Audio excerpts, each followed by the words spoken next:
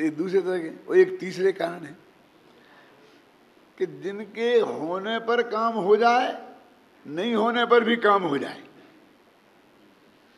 क्या वे नहीं होए तो भी मोक्ष हो जाए, और होए तो भी होने में विरोध नहीं है। ऐसे कारण जी कैसे कारण होंगे कि मोक्ष में हम चले जाएं और वो हमारे जीवन में आए ही नहीं? तो वे कौन है? ये कहते वृत्त उपवास, जिसको आप सबसे बड़ा धर्म माने बैठे हो। देखो भरत चक्रवर्ती ने एक उपवास नहीं किया और मोक्ष चले गए। आदमी नहीं, वो मोक्ष के कारण तो हैं, लेकिन उनके बिना भी मोक्ष होता है, और उनको करो तो भी मोक्ष नहीं हो। उनके पिताजी आदिनाथ को नहीं हुआ और बेटे को बिना करे हो गया, तो फिर उन्हें कहा ही क्यों? ये तो बिल्कुल अन्याय है कि उनके बिना भी हो जाए और होने पर भी नहीं हो। क्यों? तो ये कहा कि जिस आदमी वो ने व्रत संयम ले लिया है, सम्मा दर्शन जैसे हो गया है, और अभी मोक्ष जाने में देर है, लाखों वर्ष है, तो वो बीच के काल, मोक्ष का टाइम नक्की है। हर चरम शरीर का नक्की तो होता है ना, उनकी तो अकाल मौत नहीं होती ना, वो तो समय नक्की है ना। अब यहाँ उसने मुनि दीक्षा ले ली, तो अब श्रावक का व्रत ले लिए, तो इतना जो बीच का काल है वो कैसे बिताएगा? खा खा के बिताएगा कि आवश्यकता के अनुसार खाएगा और बाकी त्याग करेगा? बोलो, वो विषय भोग में बिताएगा कि विषय भोग से बच के बिताएगा? बस इतनी सी बात है। उसको इस भाषा में बोलते हैं कि वो मोक्ष के मार्ग तो नहीं है, लेकिन मोक्ष के मार्ग में आते हैं। जब हम मोक्ष के मार्ग में जाएं तो रास्ते में वो मिलते हैं, और हमारा लंबा रास्ता हो। क्यों? समझे? अब यहाँ से जाए बम्बई तो सवाई माधोपुर मिलता है, कोटा मिलता है, रतलाम मिलता है। क्यों? लेकिन प्लेन से जाए तो नहीं मिलते। बोलिए आप क्या करें? और चले जाए तो नहीं भी मिले, और पहुंच जाए, और जाए तो मिले। तो अब मिलेंगे तो वहां आपका जो व्यवहार होगा उसको धर्म कारण कह देते हैं। कोटा को कारण कह दिया बम्बई पहुंचने का, रतलाम को कारण कह दिया बम्बई पहुंचने का। ख्याल में है ना आपके में? ऐसे ही वे व्रतोपवास शादी, उसके बाद मुनि दीक्षा ले ली, और जब तक मोक्ष नहीं हुआ, केवल ज्ञान नहीं हुआ, तो उसके बीच में वो होते हैं। अनर्गल प्रवृत्ति उनकी नहीं हो सकती है, इसलिए मात्र इसलिए उन्हें मोक्ष का कारण कह दिया। वस्तु स्थिति ना उनसे मोक्ष होता है, ख्याल में है ना, उनके बिना भी होता है और होने पर भी नहीं होता है। ये तीसरे कारण है। तो अब तीन कारण कौन कौन से भाई? सम्मत ज्ञान चात्र असली कारण, दूसरा मुनिलिंग, वो आधा असली आधा, समझ गया ना, कि उसके बिना तो गारंटी से मोक्ष नहीं होगा किसी को। जब भी हम महाराजों के पास जाते हैं तो महाराज मुझे यही कहते हैं, पंडित जी बिना मुनि हुए तो मोक्ष होगा नहीं। तो हम कहते महाराज ये तो 100% सच्ची बात है। वो क्या समझते हैं, जैसे हम ये मानते हैं कि बिना मुनि हुए भी मोक्ष हो सकता है। ऐसा है ही नहीं, हम तो ये मानते ही नहीं, हम तो डंके की चोट कहते हैं। क्यों? कि नग्न दिगंबर दशा हुए बिना, और वो भी निर्दोष मुनि दशा हुए बिना, कभी किसी को ना आज तक मोक्ष हुआ है, ना हम किसी को होगा।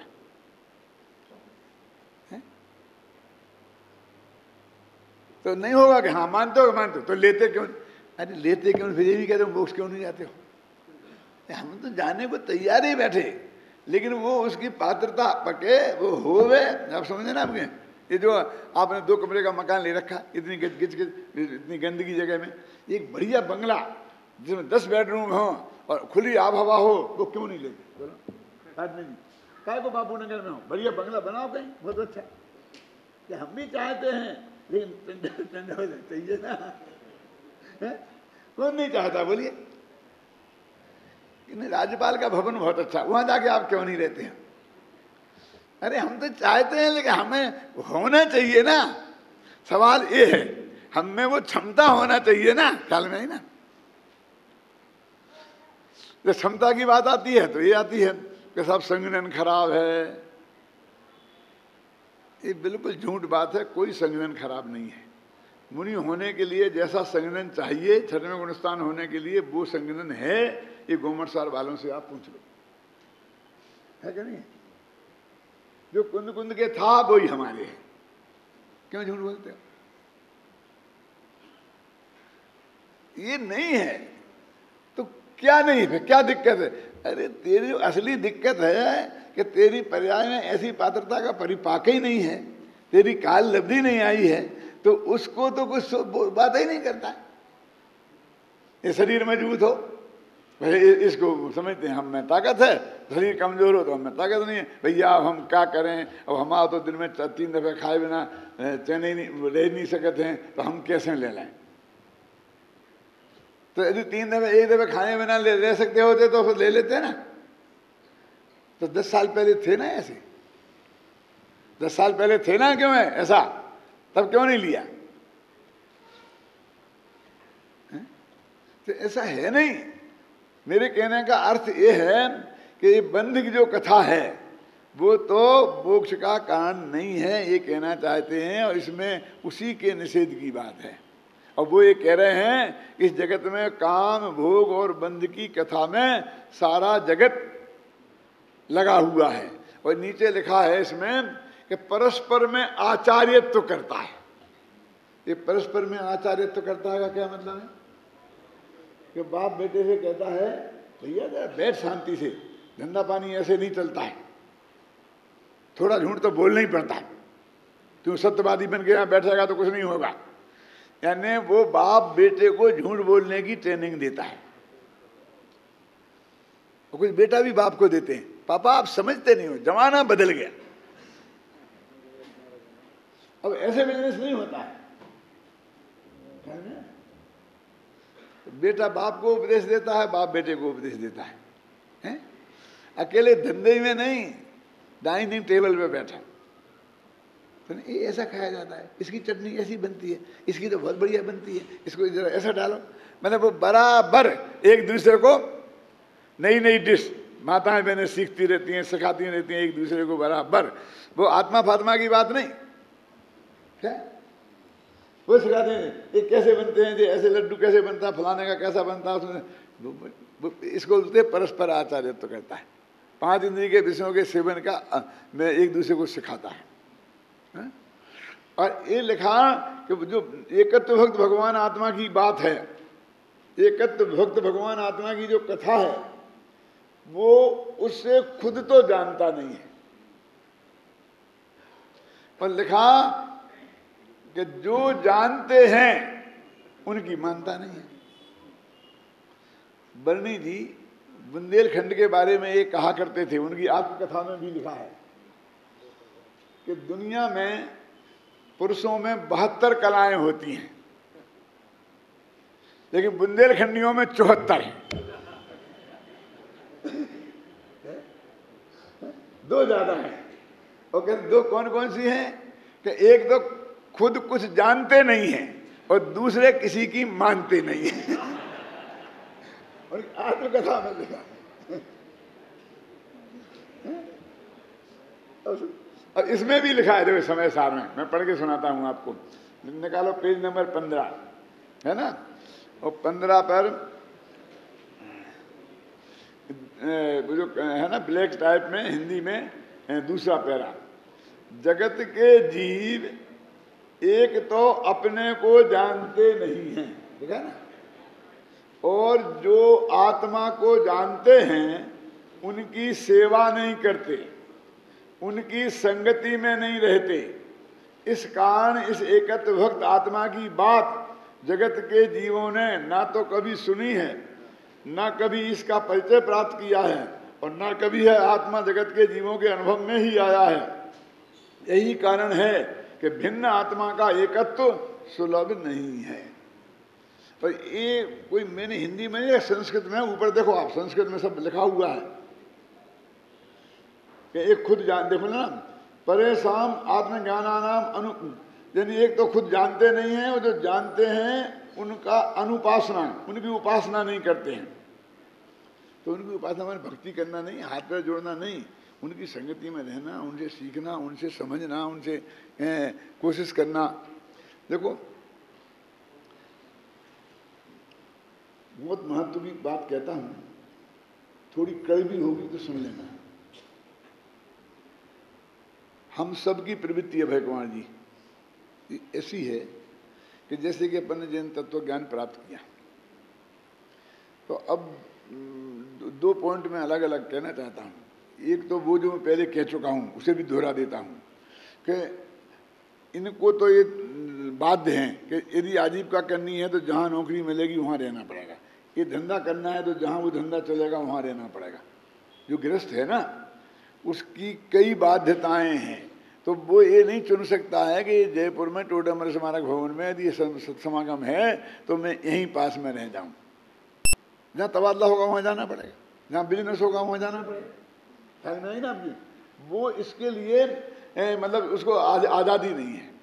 वो काम क्या करना, कि काम की भी आज़ादी नहीं है, जो मिलेगा वो करना। क्यों? जिसमें 2 पैसा मिलेंगे वो धंधा करना।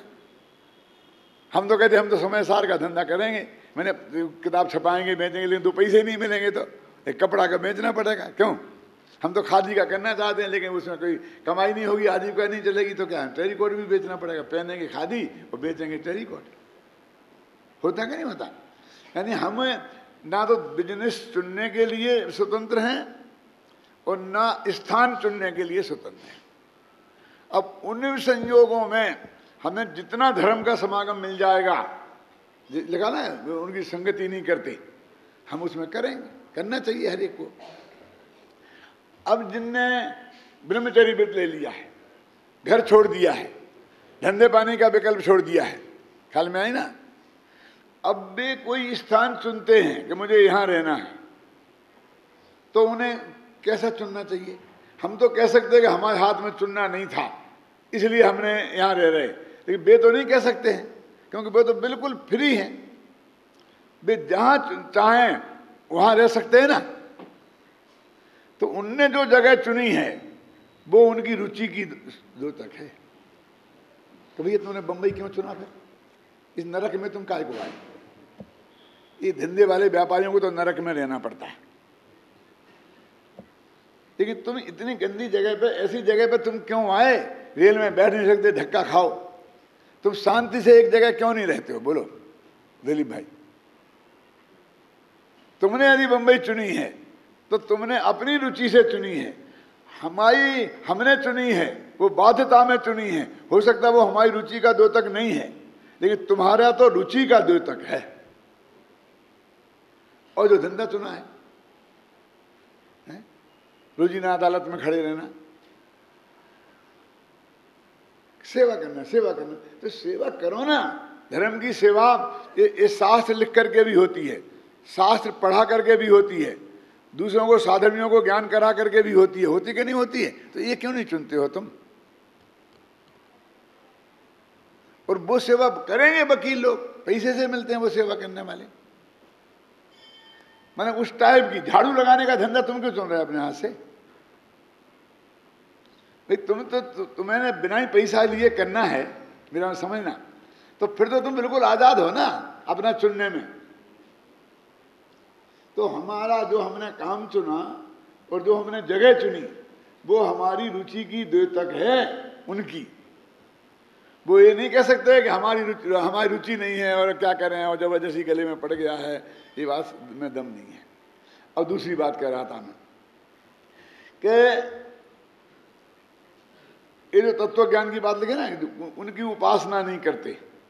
अब वो लोग ऐसी जगह चुनते हैं कि जहां हम समझाएं और सब समझें। यदि मैं यहाँ स्मारक में रहूंगा तो डॉक्टर साहब का प्रवचन होगा तो मेरे को प्रवचन करने का कभी नंबर ही नहीं आएगा, और डॉक्टर साहब की तबीयत खराब हो गई पुण्य के वजह से मेरे, तो बड़े ज़्यादा बैठ जाएंगे, तो मेरा नंबर तो आने वाला नहीं है। अपन तो ऐसी जगह चलो जहाँ अपन ही ए बन हो। तो उसने चुनाव समझने के पॉइंट ऑफ व्यू से नहीं किया, समझाने के पॉइंट ऑफ व्यू से किया। यदि कोई आजीविका है और कोई बाध्यता है तो वो तो अलग बात है, ख्याल में ही ना आपकी। चलो वो भी अच्छा है क्योंकि वो समझाएगा तो भी बहुत समझेगा, क्योंकि जितना हम स्वाध्याय में नहीं हमें ज्ञान होता, जितना हम जब पढ़ाते हैं प्रवचन करते हैं तो उसमें हमें बहुत ज्ञान होता है। आप अनुभव करते हो। तो वो भी बहुत बढ़िया है कि तूने ऐसी जगह चुनी कि 50 आदमी को तू समझाए, लेकिन ऐसी जगह चुनी कि ना 50 में से एक भी तुझे समझने को मिले ना समझाने को मिले, ना ऐसा आदमी कोई है वहां क्यों कि जो तुझे समझाए, और ना ऐसा कोई है कि जिसे तू समझाए। मजदूर हैं, बस खत्म, बैठे उन मजदूरों को हैं, बैठ गए। मैं किस जगह का नाम लिया, अपने आप सोच लेना। बैठ गए ऐसे तीरथ पे, जंगल में। ना कोई ऐसा है जिसे हम समझाएं, ना ऐसा है कि वो हमें समझाए, और हुए तो ऐसा समझाने को मिले है कैसा कि हाँ तुम ऐसा कर ले कि भगवान महावीर बहुत देते हैं, बाल बच्चे देते हैं, पत्नी देते हैं, भूत भगाते हैं, अब हर एक को यही समझाएं, चढ़ जा बेटा सूली पे भला करे भगवान। क्या माने वो गीत में थक के गड्ढे में पट गए, खुद जानते हैं कि ऐसा कुछ नहीं है, लेकिन फिर भी समझाएं तो ऐसा समझाएं, ऐसा स्थान जहाँ वही वातावरण निरंतर है। अब कहने को तो हम धर्म कर रहे कि ऐसी जगह चुने हर एक को, भैया आओ ऐसा अच्छा ये हमारे यहाँ ये योजना है, ये योजना है, इसमें 10,000 दे सकते हो, इसमें 25,000, हर एक को योजना बताता फिर। ये भिखारी बने क्यों तूने चुना है, एक काम क्यों चुना है, मर्जी से चुनना था तो तू त्रिकाली ध्रुव भगवान आत्मा क्यों नहीं सुनाता है, छेड़ाला क्यों नहीं पढ़ाता है? मेरा मतलब सुनेंगे ना आपके। तो हमारे काम के जो हमने चुना है, यदि आजादी है हमें पूरी चुनने की, तो वो करना चाहिए। तो वो ये कह रहे हैं कि ये खुद जानता नहीं है, और जो जानने वाले हैं उनकी उपासना से मतलब अर्घ चढ़ाना नहीं है, उनके द्वारा श्रद्धा पूर्वक वस्तु का स्वरूप समझना, इसका नाम है उनकी उपासना करना। अब दो ही उपाय हैं। अब ये क्यों कह रहे हैं ऐसा? ये इसलिए कह रहे हैं कि अपने असम्मा दर्शन अधिगमज भी होता है और निसर्गज भी होता है। क्यों? ऐसा भी बहुत हो सकता है कि अपन ये कहें कि नहीं, हमको तो ऐसी जगह चुनना चाहिए जिससे हमें अधिक ज्ञान प्राप्त हो सके, जो हमें समझा सके। ऐसे आदमी के सत्समागम में हमें रहना चाहिए। कुछ गुरुदेव श्री थे तो अपन सब दौड़े दौड़े वहाँ जाते थे, तो वहाँ रहते थे। क्यों? ख्याल में आई ना? तो सबसे श्रेष्ठ बात तो ये है। लेकिन फिर हम एक सोचता हूँ कि गुरुदेव जैसा व्यक्ति हो कि उस जमाने में उससे बड़ा कोई हो ही नहीं उस तत्व ज्ञान में, कि जिसके पास जाके वे समझे, तो क्या करें? हम कहते हैं ऐसी जगह हम चुनेंगे जो हमें समझाने वाले मिले, लेकिन हमको ऐसी जगह कोई होए ही नहीं, तो क्या करें? ऐसा हो तो सकता है ना। तो फिर वो कम से कम ऐसी जगह चुनेंगे कि जहां वे अपनी प्रैक्टिस करें और समझाने की, और उसको समझने वाले मिले। नंबर एक तो वही है, कौन सा? कि जहां हमें लाभ मिले, हम समझने को कुछ मिलने के चांस हों, वहां जाएं। और 2 नंबर पे वो भी है कि हम समझाएं जिन्हें, लेकिन ना हम समझाएं ना कोई हमें समझाए, और बस ऐसे ही दुनिया भर के बेकार के धंधे पंधे पानी। काय को छोड़ा धंधा पानी? फिर मेरा मतलब वहीं करना था ना। तो ऐसी बात इसमें ये बहुत स्पष्ट शब्दों में लिखी है, देखो संस्कृत में।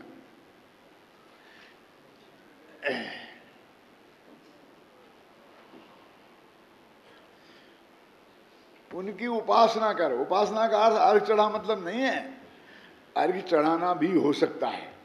क्यों अभय कुमार जी? क्यों हो सकता है?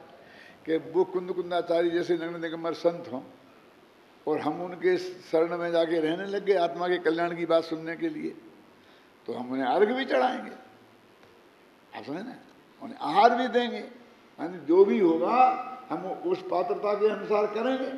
और कोई ज्ञानी गृहस्थ मिला तो उन्हें हम अर्घ नहीं चढ़ाएंगे, तो भी मीठे वचन बोलेंगे, प्रणाम करेंगे, नमस्कार। मेरा मतलब जिसको जो योग्य है उसकी विनय करना, इसका नाम है उनकी उपासना करना। और वो इसलिए भी जरूरी है कि किसी भी आदमी की छाती पर बंदूक रख करके उससे कुछ सीखा नहीं जा सकता।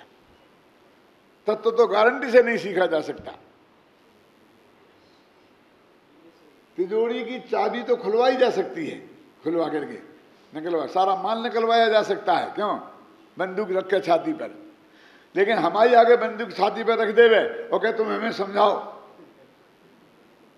तो क्या है कि हम क्या समझाएंगे? जो समझ रहे वही भूल जाएंगे। ये डाकू लोग आते हैं, डॉक्टरों को पकड़ ले जाते हैं, ये ऑपरेशन करके एक गोली निकाल और बंदूक तान के रखते हैं, तूने गड़बड़ की नहीं किया तो अब भी हाल गोली से तुझे उड़ा दूंगा, क्यों? अब निकालते ही होंगे वो। लेकिन तो भी ऐसी स्थिति में केस बिगड़ने के चांस ज्यादा नहीं है। हार्ट जैसी बारी के ऑपरेशन करे और बंदूक की गोली बगल में रखी हो, क्यों? तो केस बिगड़ने के चांस हैं कि नहीं? हाथ हिलने के चांस ज्यादा हैं कि नहीं है? तो ये काम तो ऐसे हैं कि आप अपने विनय से, अपने उसके चित्त को प्रफुल्लित करके ही उससे कुछ समझ सकते हैं, उसका गला पकड़ के नहीं समझ सकते। ये मैंने बहुत सोचा है, ऐसी बात छोटी मत समझना इसको, क्योंकि मैं देखता हूँ बहुत से लोग वो गला पकड़ के समझना चाहते हैं। पहले तो मैं एक कहता हूँ, मैं बहुत स्पष्ट शब्दों में कहता हूँ कि भैया तू मुझे समझाने आया है कि समझने आया है? नहीं था, मुझे समझना है आपसे, तो तेरे जो टोन है वो समझने की नहीं है। अब रही बात कि मुझे, तो मुझे समझना होगा तेरे से। मैं ये मानूंगा कि तेरे पास ऐसा कोई माल है कि जिसे मैं समझ सकता हूँ, मुझे समझना चाहिए, तो तुझे मेरे यहाँ नहीं आना पड़ेगा, मैं तेरे यहाँ आऊँगा और पूरी विनय और मर्यादा से तेरे से समझूंगा। अब तू मेरे यहाँ आया है तो तुझे समझना हो तो बोल, मैं तेरे से बात करता हूँ, नहीं तो मेरे बहुत काम है, माने यही पढ़ना है, लिखना है, और काम बहुत से क्या मतलब है? ये काम तो कुछ नहीं था, मैं गया तो डॉक्टर साहब किताब लेके बैठ गए, अब कुछ काम नहीं था। किताब लेके बैठना कोई काम नहीं है, क्यों? ये किताब लेके नहीं बैठा होता तो ये 7000 पेज में कैसे लिखता? कोई काम तो है नहीं, बस मेरी किताब लेके, मैं तो बात कर रहा हूँ, किताब लेके बैठ गए। अब क्या करें, तेरी बात ही ऐसी है, ख्याल में है ना, कि हमको ये लगता है कि समय खराब हो रहा है, तो अब तू नहीं समझता तो हम क्या करें? तू समझना कि ये किताब लेके बैठ गए तो अपन चलो। इसमें सब लिखा है कि ज्ञानी जनों की उपासना के बिना देशना लब्धि है ना वो, और अपने निसर्गज भी है। तो दो ही बातें लिखी कि खुद जानता नहीं है और ज्ञानी जन समझाते हैं तो उन्हें मानता नहीं है, इसलिए अनादिकाल से यह भगवान आत्मा इसको उपलब्ध नहीं हुआ है। यदि ये प्रयत्न करे खुद जानने का और ज्ञानियों के समागम से उसे समझने की कोशिश करे, तो सैनी पंचेंद्रीय जीव, खासकर मनुष्य गति में प्राप्त अथवा जो अपनी बात सुन रहे वो लोग, उनमें एक भी ऐसा नहीं है कि वो इस बात को ना समझ सके। तो हमारी जब बहुत ऊंची ऊंची बातें हमारी समझ में नहीं आएंगी, बोलो हम क्या करें? हम तेरी माने कि भगवान की? भगवान ने लिखा है शास्त्रों में कि हर सैनी पंचेंद्रिय, गाय भैंस कुत्ता बिल्ली भी तत्व की बात समझ सकते हैं और आत्मा का अनुभव कर सकते हैं, और तू कहता है कि हम नहीं समझ सकते। तो तेरी माने कि भगवान की बोल? क्या गुरुदेव बोलते थे, मैं नहीं समझ सकता, बस तेरे समझने में यही सबसे बड़ी बाधा है। तेरी ये मान्यता कि मेरी समझ में नहीं आएगा, ये सबसे बड़ी बाधा है। तो ये आचार्य इस गाथा में ये हमको प्रेरणा दे रहे हैं कि भाई, और इसमें ज़्यादा गंभीर बात नहीं है कि तुम जिस विषय कसाय में, शुद्ध परिचित अनुभूत विषयों में जो अनादिकाल से तुमने भोगे हैं उसी में लग रहे हो और परस्पर आचार्यत्व तो करते हो। एक दफे आत्मा का कल्याण करना है तो ये धंधा छोड़ो, खुद स्वाध्याय करो, खुद आत्मा को समझने की कोशिश करो, और यदि नहीं समझ में आए तो ज्ञानियों के सत्समागम से उसको समझने की कोशिश करो, जहाँ जैसा उपलब्ध हो। यदि साधर्मी उपलब्ध है, ज़्यादा विशिष्ट ज्ञानी नहीं है, तो उससे उस तरीके से करो। विशिष्ट ज्ञानी हैं तो उससे उस तरीके करो। मुनिराज हैं तो उनकी चरणों की वंदना करके, आहार देकर, नवदा भक्ति करके, और फिर उनसे समझने की कोशिश करो। मेरे कहने का अर्थ ये है कि जो जिसके योग्य है उसको उतनी विनय करके हमें तत्व ज्ञान प्राप्त करने का प्रयत्न करना चाहिए। ये बात इस गाथा में वो कहती है।